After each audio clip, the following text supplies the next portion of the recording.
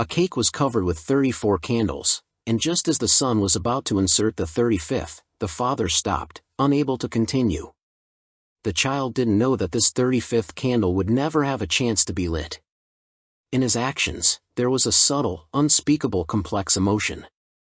He didn't know how to tell his son that he was diagnosed with a terminal illness, that his life was coming to an end, and that the countdown to his life had already begun. Every second felt incredibly precious. When Mike was born, his mother left, and he was raised entirely by his father, John. So, in the last 3 months of his life, John set 2 goals for himself.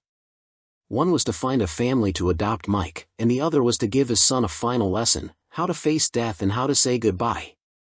English could only cover his world, it should not obscure his son's sky. The first couple who came to adopt Mike had good conditions. They owned a neat, elegant villa, with a spacious and beautiful garden and a variety of fruit trees. The wife was gentle and graceful, and her words and demeanor exuded warmth and kindness, perhaps able to make up for some of the maternal love Mike lacked.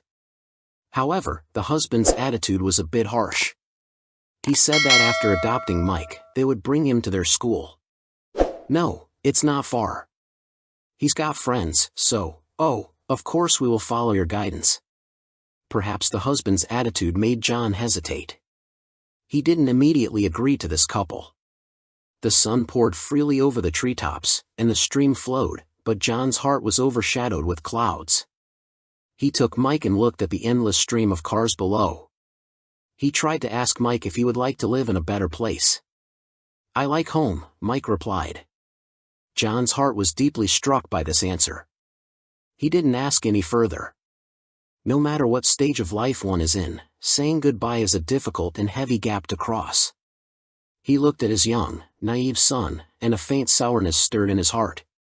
John wondered if Mike would ever remember him. The welfare agency asked him to make a memory box, to fill it with things about himself and Mike. When Mike turned 18, he would have the right to decide whether he wanted to learn about his biological father. However, John didn't want to do that. Why does he have to know he was adopted? We will find him a family that will be his family, his only family. He won't even have to remember how useless his parents were. His mother leaves him, and then his father dies. I mean, that will definitely mess him up. After hearing this, the staff no longer insisted. But while John spoke these words, his heart was in turmoil.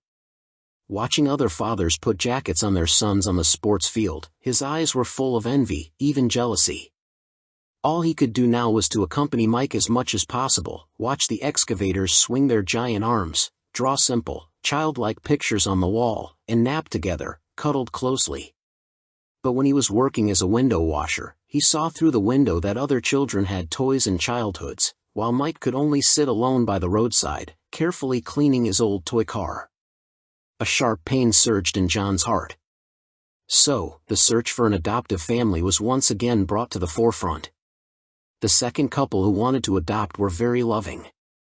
They already had a 10-year-old adopted daughter and had experience in raising children. However, they didn't like dogs, and Mike had always dreamed of having a little dog. It was clear that this family wasn't suitable for Mike. Later, in order to help Mike understand the concept of death, they found a still beetle under a tree. John knelt down and gently said to Mike, "This beetle has gone to another world, which means it can't move anymore. It can't eat, play, or do anything.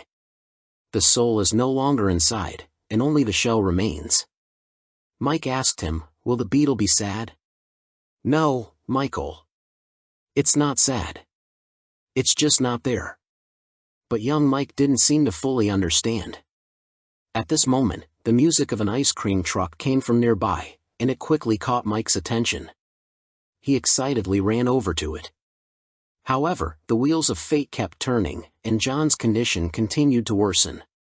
He lay weakly on the sofa at home, resting.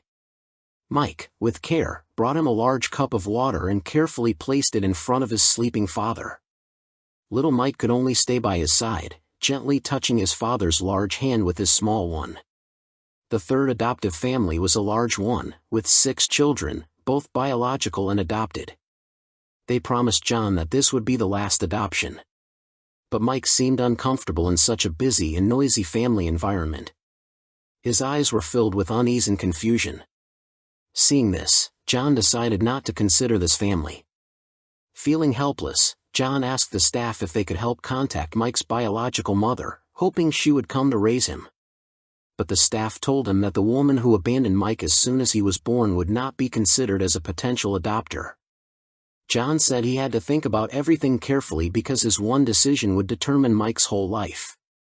The staff left him with just one sentence: John could truly feel the passing of time. He began to indulge in wild joy with Mike.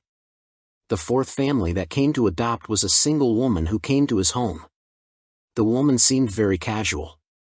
She candidly told John that at 16, due to ignorance, she had given birth to a child, but after the child was sent away by her parents, she never saw her biological child again. Later, after remarrying, she found out she could not have children, and her husband left her because of it. This adoption was just her attempt at luck since her conditions weren't outstanding. During their conversation, she took out a large bag of candy and filled Mike's toy truck with it. She then sat down and actively engaged with Mike. But it was because of her casual nature that John seemed to notice some details, and from his heart, he felt a certain emotional tug. However, just when everything seemed so harmonious, Mike asked a very real question. After spending so many days running around with Mike, the observant Mike also began to notice some changes.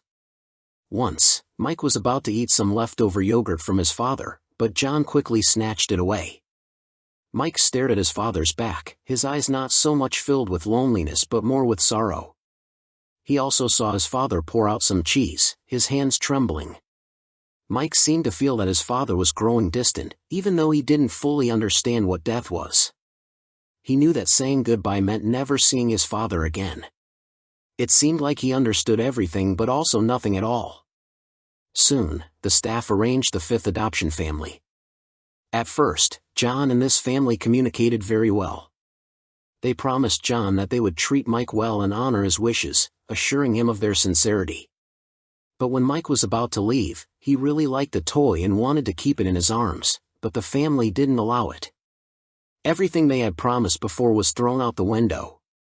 John decisively abandoned the idea of considering this family. At this point, even picking up Mike felt difficult for him. On the way home, Mike asked the question, "What's a dog, Daddy?" John was initially stunned, then replied, "In life, people around you are like a relay race.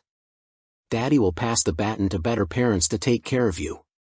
They will leave, and you will take the baton, but when that time comes, you will become a father yourself." Mike didn't understand things that far into the future.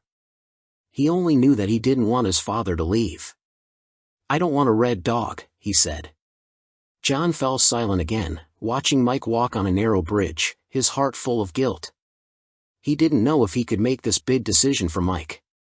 Alone, John tried walking the bridge himself, then sat on the peaceful, quiet lawn, feeling the breeze and the passage of time. He thought long and hard, and after some time, he drove to a cemetery, looked at his future home, and smiled faintly. It seemed like he knew how to say goodbye. He sold his only valuable car, took Mike to the amusement park one last time, taught him how to drive a bumper car, watched the making of pink cotton candy, rode a spaceship, and enjoyed the joy of flying toward the sky. Then, they entered the magical world of funhouse mirrors. Here, Mike saw his father laughing and himself becoming much larger. The reflections were beyond John's perception. Later that evening, John gave Mike his first important lesson with a book on death education. Like the baton, it left its body, but is now flying around the forest. One day soon, your daddy will leave his body, but will always be around you in the air. He told Mike that if he ever wanted to talk to his father, he could always speak to the sky, where he would be in the warmth of the sun, gently caressing his face and giving him answers.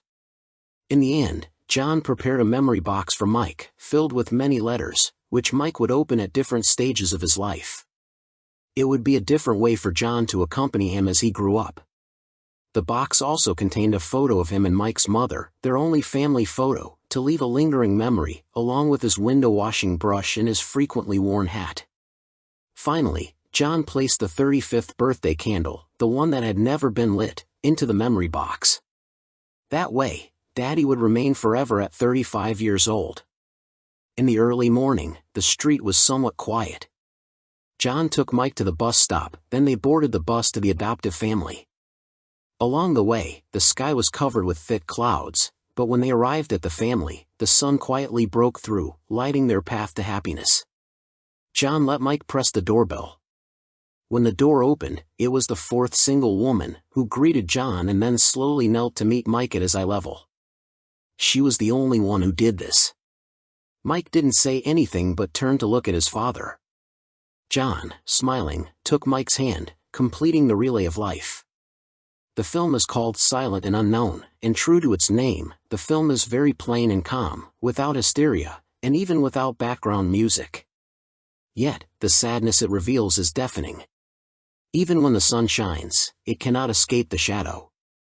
Saying goodbye is always a painful topic. Not only do children not understand, many adults don't either.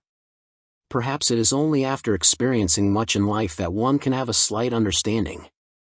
In accepting death and departure, adults may not be better than children. So, what seems like a farewell is actually the last growth experience. The details supported the story.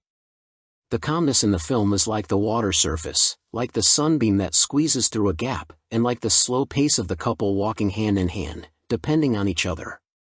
Love doesn't distinguish between the ordinary and the special, the small and the great, because love can be found everywhere. The film itself is an art that resonates in the mind. Short or long, it's meant to recommend a film, to touch the original work and experience a piece of life. See you at the next crossroads.